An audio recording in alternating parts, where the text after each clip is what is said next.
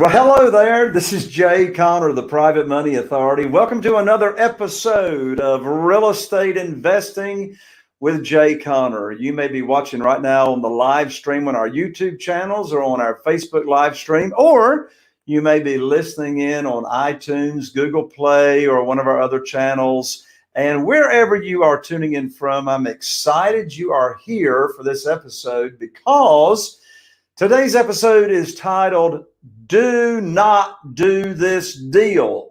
Do not do this deal. Subtitle 112 Charles Street. The reason I want to bring you this episode is because this episode and story actually reminds me of the very popular Kenny Rogers song, which is titled Know When to Hold 'Em and Know When to Fold 'Em. And I'll tell you my experience in real estate investing, if you don't know when to fold your cards and walk away from a play or walk away from a deal, that can be so much more expensive than the actual profit that you could be making on a deal. I mean, some of the most important lessons that I've learned since investing in single family houses since 2003 and rehabbing over 400 houses is that you need to know when to walk away. Do not fall in love with a deal just because, I might be having a deal. In fact, this story I'm going to share with you on 112 Charles Street, when you first look at the numbers in this deal, it looks like there's a spread of a potential $100,000 in this deal. But when you analyze the deal and you do your due diligence and you follow the steps that I'm going to lay out to you right now, step by step, you will see how this has not got a potential of $100,000 profit, but in reality, it's got a loss of over $20,000 when you analyze the numbers. So before I dive into this deal with you, for those of you that are brand new to Real Estate Investing with Jay Conner, here on the show, we talk about all things real estate investing, how to find deals, how to get them funded without relying on banks or mortgage companies or your credit, how to sell houses fast, how to automate the business. And here on the show, I have amazing guests most of the time. We talk about all kinds of real estate. We talk about storage units, we talk about land deals, commercial deals, single family houses, and everything that relates. Now, if you happen to be, by chance, be tuning in on the live stream right now, go ahead and tell us where you're tuning in from right now. Type in your city and state and say hello to everybody. Leave a comment, leave a question. As I go through this deal, if you got any questions and you're actually tuning in live, go ahead and type in your questions and I'll get your questions answered. And if by chance you are listening to the show either on iTunes or Google Play, be sure to subscribe, rate, and review on iTunes. I really appreciate you subscribing. Also, if you are watching on YouTube, be sure and subscribe and tap that little bell so that when we go live, you'll be notified and not miss out on Real Estate Investing with Jay Conner, the guests that I have on here, and the fantastic information and training that we provide absolutely for free in this world of real estate investing and education. By the way, if you would like to, hey, Rob from Greenville, North Carolina, glad to have you on. If you would like to get plugged into funding for your real estate deals without relying on banks or credit or mortgage companies, I've got a free online class waiting for you to go to at the end of the show. You can head right on over to www.jayconner.com/money podcast. That's Jay Conner, JAYConner.com/money podcast. And on that training, it's only about an hour long. I'll reveal the 5 easy steps. It is from going from zero funding to having in the hundreds of thousands of dollars in funding right away, very quickly, again, without relying on credit, banks, mortgage companies, or your experience. All right, let's go ahead and jump in to this case study. This is a deal that I just, within the last few days, I said, no, this is not a deal. So let's dive in and why, and the lessons that you can learn from it. So first of all, 112 Charles Street. By the way, for all of you thinker brains that like spreadsheets, yes, I actually have a spreadsheet to share with you today on this deal, the numbers and etc. I know that's going to make you super happy. So this deal, how did I find this deal? Where did this lead come in from? Okay, this lead, 112 Charles Street, came in from a Facebook ad. Facebook ads. And yes, today, Facebook ads are one of my most consistent lead sources that I have on off-market properties. Now, what I mean by off-market properties, these deals that are coming in that I'm getting the most profit on are not in the multiple listing service. In today's market, too much competition. The bank-owned properties, they're wanting to list these properties at too high of a price. And it's simple. I understand it. Supply and demand. I mean, right here in Eastern North Carolina, in my hometown, Newport, zip code 28570. It's got about 25,000 people in that zip code. There are less than 10 houses on the market priced under $200,000. And I'm talking a 1,300 square foot single family house. And our months of inventory on the market is only 2.4 months. What that means is if nobody puts their house on the market in the next 2.4 months, we're going to be sold out, have no inventory. As of last week in that zip code, there were only 152 houses on the market, and over 90 of them are under contract to cash out. I've got 3 houses right now under contract to cash out. One of them I just put on the market this past weekend, and this morning it is under contract at full price offers. So the reason I share that with you is that's why we cannot rely on homes or houses or properties in the multiple listing service to find our deals. We've got to have marketing in place for off-market houses. What's an off-market house? That is simply a property that a owner or a seller does not have it listed in the multiple listing service. And quite frankly, they may not even know that they are actively seeking to sell the property. They don't have it listed in the multiple listing service. So here, 112 Charles Street, Facebook ad, my ads come up right in their news feed, in people's Facebook news feed. And there it is, a picture of me holding a yellow bandit sign that says, I buy houses fast for cash. People respond to that ad. They fill out their information.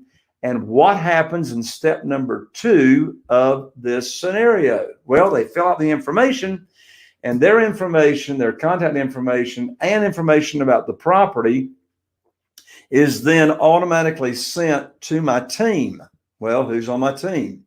Well, my important person that gets the initial information from all of my sellers, her name is Kim, and she is my acquisitionist. Well, what in the world's an acquisitionist? Well, my acquisitionist, Kim, does what I used to do, and that is reach out to all of my motivated sellers that are responding to my marketing, gets the completed property information filled out, all the information about the property. So that's what Kim did. Information from this owner of this property came in, her contact information, the seller, the information about the property, and now Kim gets them on the phone and gets all the information. That's step number 2, getting the property information sheet filled out completely. Mortgage information, is it free and clear? What's the condition of the property? What's the asking price, and etc. Step number 3 in this deal. So Kim gets the information filled out, and all that information is now sent to me by the software that we use to communicate with each other. She's not emailing me a property information sheet. We use a CRM, a customer management software system that gives me all the information on the properties from sellers. So now here's the step. It comes to me, and now I quickly analyze the deal. All right. How do I analyze the deal? Well, I look at, first of all, where's the property located? I'm familiar with the areas around here. I've been investing since 2003 here in the local area. So I look at what area it's located. I look at what the asking price is. Now, I do not know at this point in time in this step as to what the actual after repaired value is, but I got a pretty good idea because I'm familiar with the area. I know this particular property has got approximately 1,600 heated square feet. I know it's going to be worth, in the area it's located, somewhere around $200,000 or so if it's in excellent condition. Well, I take a look at what is owed on the mortgage. In this particular scenario, 112 Charles Street, the seller owes $105,000. Her asking price is $115,000, which is $10,000 more than the payoff, the mortgage information. Now, in this case, it's a motivated seller, and the seller is willing to give us the mortgage information. Now, don't miss this. Whenever there is a mortgage and there's money that's owed on the property, my immediate thought is, can I buy this property subject to the existing mortgage? There's a mortgage. Is there a possibility that the seller will be willing to sell me this property with them keeping the mortgage in their name, me agreeing to make their mortgage payments, and they transfer title or ownership over to my company? That's the first thing I think. Now, bear in mind, this property having a mortgage, I do not have my acquisitionist even talk about the possibility of buying subject to over the phone. The seller is not going to even know what we're talking about over the phone. I reserve the conversation of buying subject to the existing mortgage when we are in person with the seller of that property. So here I am in step 3. I'm analyzing the deal quickly. What do I think is the ballpark after repaired value? How much are they owed on this? How much are they owing? Well, they're asking $115,000. They owe $105,000. So even at $115,000, I'm going, wow, it's probably going to be worth about $200,000. They're asking $115,000. Wow, there's like a huge spread here, or potential spread, even though at this point I do not know what the exact repairs are on the property. So that's step number 3. I do a quick little overview. Does it look like there's a potential deal, a potential spread? Step number 4 in this process is I now want to get my real estate agent's opinion of the after repaired value. How in the world do I do that? All right, bear in mind, we're not going to the property yet. Now, at this point in time, prior to step number 4, I'm communicating with my acquisitionist, and I'm telling Kim, please let the seller know I have reviewed the numbers. It looks like there's a possibility we can do a deal here. We are, in the meantime, going to do a little bit of research on values in the area, and we'll be back shortly to probably schedule an appointment for the team, my team, to go look at the property. So here we are in step number 4. We are now asking my real estate agent for his opinion of ARV, which stands for after repaired value. So what's the definition of after repaired value? In my world, the definition of after repaired value is the home is going to be in absolutely drop dead, gorgeous, ready for Southern Living magazine pictures. I'm talking granite countertops, stainless steel appliances, all new interior paint, new exterior paint if it's paint on the exterior, painting the garage floor with brand new concrete paint, new floor coverings with luxury vinyl plank, new cabinets. Everything is looking and smelling brand new. So you see, my real estate agent knows, because I've been dealing with the same realtor to do my after repaired values since 2004. My realtor knows what kind of condition my home will be in if I buy it and then I get ready to sell it. So there we are, step 4. My acquisitionist asks my realtor for a CMA to get the after repaired value. What in the world is a CMA? A CMA stands for comparative market analysis. So what's my realtor going to do? My realtor is now going to do a CMA, is going to research. You see, I don't do my own CMAs, my lands. Let the people do what they do best and you stay out of the way. I would rather have a root canal than do a CMA and all that detailed stuff. But my realtor loves doing that stuff, has analyzed, and studied hundreds and hundreds of appraisals. He knows what to adjust for, garage, only 2 baths, 1.5 baths, all that jazz. So within 24 hours, my realtor is now going to email me and my acquisitionist the CMA, the comparable market analysis, which is going to assume that this home is going to be in absolute gorgeous condition in the after repaired value condition. So here comes the CMA. I look at it. Guess what? The CMA now says from my realtor that this home at 112 Charles Street has got an after repaired value of, drum roll, $205,000. So I was estimating that the R was going to be somewhere around 200. Now I've got it confirmed, at least based off of close houses in proximity to the subject property. Without my realtor seeing the home yet, it's at $205,000. So let's look at the numbers so far. What we know about this property so far at 112 Charles Street is after repaired value based on comps should be $205,000. We now know also that the seller has told us that they owe $105,000. We also know their monthly mortgage payment is $800 a month. We know the seller's mortgage payment is $800 a month. I already know if repairs are not off the chart, I can get a positive cash flow by charging $1,200 a month to a rent-to-own buyer in this area.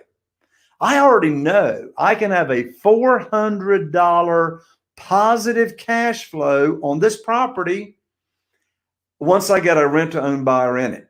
So we know the after repaired value is $205,000. Prior to my realtor actually going and looking at the property, make sure we don't have any ugly neighbors or, ugly properties next door that would reduce the value. We know the asking price is $115,000. We know the seller owes $105,000. We know the monthly mortgage payment, including insurance and taxes, is $800. We know we can rent it out on rent to own for $1,200. That's what we know so far. Sounds like it's worth going to take a look at it, right? Now, what's the next step? Next step is step number 5. Let's go look at the property. It's now time for the team to go look at the property. Why do we want to look at the property?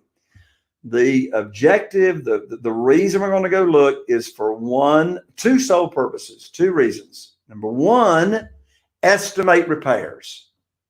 I have no idea yet, really. I have no idea yet as to whether this is a deal. I know it's a potential deal. Look at that spread we're looking at, right? My land's big potential spread, but I have no idea really if this is a deal because I have no idea what the repairs are. So how are we going to do that? Well, I happen to be in town since we're not traveling very much these days. And so I'm going to go with the team. Who's the team? All right. My team are the following to determine repairs. I'm going to have my contractor go. I'm going to go, and my realtor is going to go. All right. So my acquisitionist schedules this appointment for the team to go now actually look at this property. Bear in mind, we haven't gone to this property. We haven't drove by this property. We're letting the data make the decision as to whether we're even going and looking at this property. Okay. So here we go. Step number 5, we're going to look. So we get to the property. And now we are estimating repairs. The owner of the property, the seller is there, and we look around. Well, come to find out, this property, this house has still got damage to it from Hurricane Florence. which goes back almost 2 years ago. Now, not bad. I mean, it's already had a new roof put on it. It's got a new HVAC, but there's still, I mean, there's been no cosmetic work on the inside. We still got leak stains on the ceiling. I wish I had pictures to show you. There's still a hole in the ceiling of the living room, right? So let me just go ahead and cut to the chase.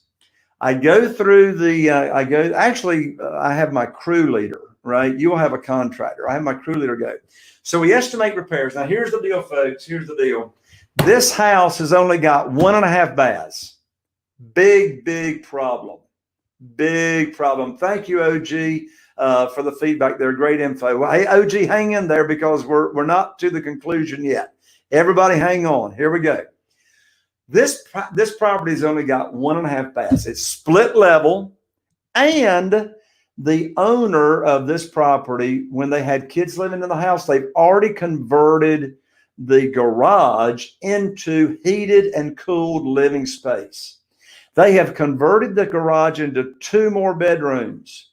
So now, as this house currently is, it's got not 3 bedrooms, it's got 5 bedrooms and 1.5 baths. Does that sound like a scenario for a disaster in today's market? In our market, it's like nobody wants 1.5 baths. So me and the team, we've got to figure out a way to convert this house to at least 2 full baths. Here's the deal. In this house, the principal bedroom is upstairs, and the bathroom for the principal bedroom, the private bath, is only a half bath. Oh my lands. And it's only a half bath, and the principal bedroom is not that big. You cannot put a king size bed in this bedroom that I'm talking about. So now we have to approach this property about where we're going to put a full bath. So the best scenario we can come up with is convert the garage that's already been converted into heated and cooled space, convert this garage into the principal bedroom suite with a large principal private bathroom. So we estimate it's going to be $10,000 at least to convert that garage that's already been converted into 2 bedrooms into a complete principal bedroom bathroom suite. That would leave still, see, all the bedrooms are upstairs right now, all right? That would still leave 3 bedrooms upstairs with a full bath servicing 2 of the bedrooms, and then 1 of the bedrooms having the half bath. Then there would be a full principal bedroom bathroom suite downstairs, all right? So here's the math. So my crew leader and I, right there on the spot, we estimate $46,000. $46,000. And that's before Murphy shows up. You do know who Murphy is, right? You know who Murphy is. Murphy is a character that shows up in every rehab you do. Sometimes his relatives show up. Grandparents, cousins, sisters. You have all these unexpected expenses. So I always calculate at least $10,000 in unexpected repairs, also known as Murphy repairs. Yes, watch for Murphy in every property. So I'm already at $46,000, not including the unexpected. So let's run the math. Let's run the math. By the way, before we run the math, I want to share with you my conversation that I had with the seller of this property before I left the property. And before we leave, I always tell the seller that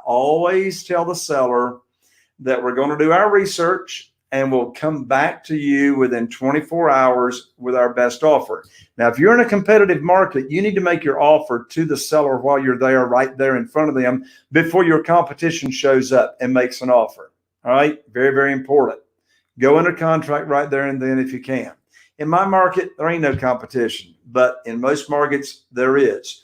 So listen to this conversation that I had with the seller. I said to the seller, and see, the seller knows nothing about subject to up until this moment.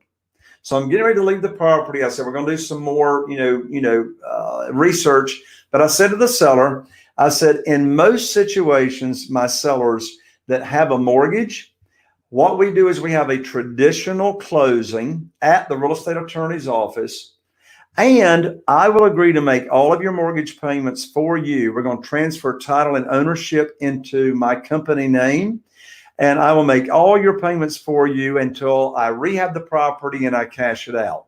So all of these problems, taxes and insurance and mortgage payments, are now my problem. And so the seller looks at me and says, well, I hadn't thought about that. I wanted to be completely done with this property. I thought you'd be paying for it cash.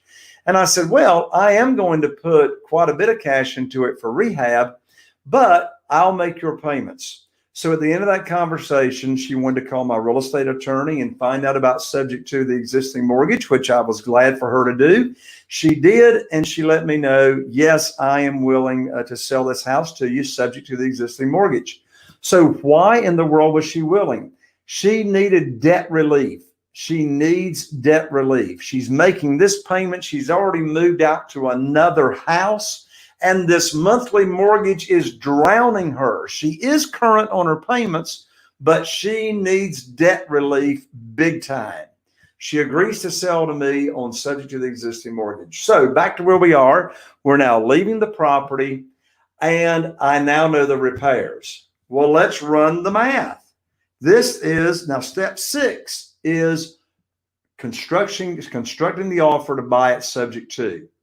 Now let's run the math. Step number 7 is running the math. And what is it that always makes the decision on whether you buy a property or not? And that is the math. What's the math? When you are putting any kind of money in the property, and by the way, I'm not putting $46,000 of my own money in this property. I'm going to use private money to fund the rehab of this house. So I will buy it, if the math makes sense, I will buy it subject to the existing mortgage, and I'll use private money in a second position for the rehab.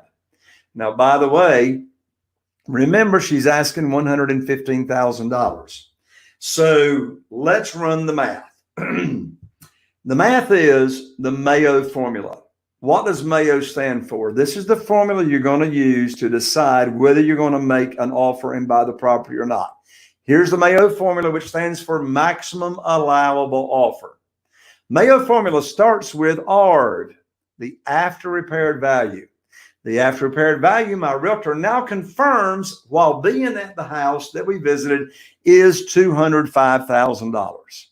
So now we take ARV, $205,000, and using the Mayo formula, we're going to multiply $205,000 times 70%. $205,000 times 70%. That's your profit that you are calculating into this formula. So $205,000 times 70% equals $143,500. 205,000 times 70% equals $143,500. Now we're going to subtract repairs, $46,000. Well, let's do that. That's going to give us the maximum allowable offer right there, but we never make Mayo. We never offer Mayo. We're going to give ourselves a $10,000 buffer. So let's run the Mayo formula. $205,000 times 0.70 equals $143,500, as I just said. Now we're going to subtract repairs of $46,000. There's Mayo right there. Maximum allowable offer is $97,500. Oh my lands. The maximum allowable offer is way below what the seller owes of $105,000, right? I mean, they owe 105. They're asking 115. Mayo maximum allowable offer is 97.5, but look, that's not the maximum offer we can make.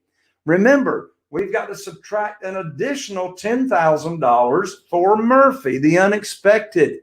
So actually, the offer I can only make on this house is $87,500. That's 205,000 times 70% equals 143.5. Less repairs of 46,000 equals 97.5. Less $10,000 for Murphy, the unexpected, maximum $87,500. And my lands, she owes $115,000. Well, the lessons are not over yet. Hang on with me one more second and we'll be done with this show. So I said, let me get 2 more estimates. So I know my crew leader, we can do it with the crew for 46,000 and an account for an additional 10,000. So what do? I get a bid from a contractor that I know and trust. Look what my contractor's bid was at his cost. $64,000 there at the bottom, $64,680. But look, with his profit, his charge to me is $76,000 plus dollars. My lands, that's $30,000 more than the crew. I had another contractor bid, and look, for all you thinker brains, yeah, there's all the line item budgets. There's all the line item budgets, right? Had another contractor come in at $66,000, so I confirmed that me and my crew were coming in at the best at $46,000. What's that lesson learned? Always get multiple bids just to be sure you're getting the very best deal, right? So there you have it, folks. The math makes the decision. 87,000. And look, that's not even taking into account that that does take into account converting the half bath, to a full bath. So I looked at this a different way. I said, look, what if I don't do that garage conversion? Why don't I just, do the rehab and sell it on rent to own? Well, my lands, my repairs are still at $36,000. I looked at doing it on a work for equity. Too much work to do. So we sliced it, we diced it, we carved it up every way that we could. And now step by step, in this example of 112 Charles Street, when to hold them and when to fold them. There you have it, folks, another episode. If you liked this episode, be sure and subscribe, rate, and review. Give us some comments there if you're on YouTube. If you're listening to us on iTunes, Google Play, be sure and give us some feedback. We appreciate all your feedback, and I appreciate you being here. I'm Jay Connor, the Private Money Authority, wishing you all the best, and here's to taking your real estate investing business to the next level. I'll see you on the next episode of Real Estate Investing with Jay Connor. See you on the next show.